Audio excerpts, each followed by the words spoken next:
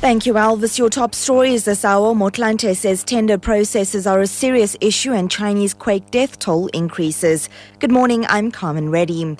Cabinet wants to ensure that government departments have in-house engineers to prevent being ripped off by contractors. Deputy President Kgalema Motlanthe has told a conference on poverty at the University of the Western Cape that corruption in government tender processes is a serious problem as it takes resources from the needy. Motlanthe says Cabinet is grappling with the problem of overpricing by suppliers to government. Give you an example, the Ministry of Health has an in-house engineer. And very recently, they had Public Works indicating to them that renovations of their head office will cost 23 million. The resident engineer then sat them down and said, well, okay, let's break it down. Let's work through this. And he says they couldn't go beyond 5 million. Yes. And yet, the quotation was for 23 million. President Jacob Zuma says some political figures have used the recent Marikana tragedy to attack his administration. The president has come under fire from various political figures and civil society organizations for the way he's handled the tragedy. A total of 44 people were killed at Lonmin's platinum mine in the northwest. President Zuma used this ANC centenary memorial lecture on the party's former president, Chief Albert Luthuli in Kimberley yesterday to accuse some political leaders of using the tragedy for political gain. We do not need incitement and inflammatory talk at this stage. It is not good for Marikana and is not good for our country.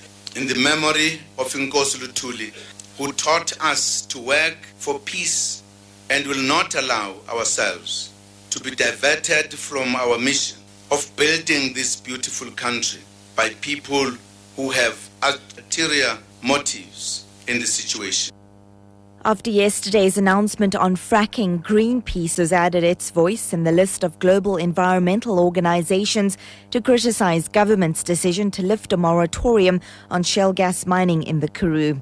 Greenpeace says fracking is just another bad fossil fuel dead end. The Worldwide Fund says it has called on the Mineral Resources Department to release the findings of a report that led to the decision.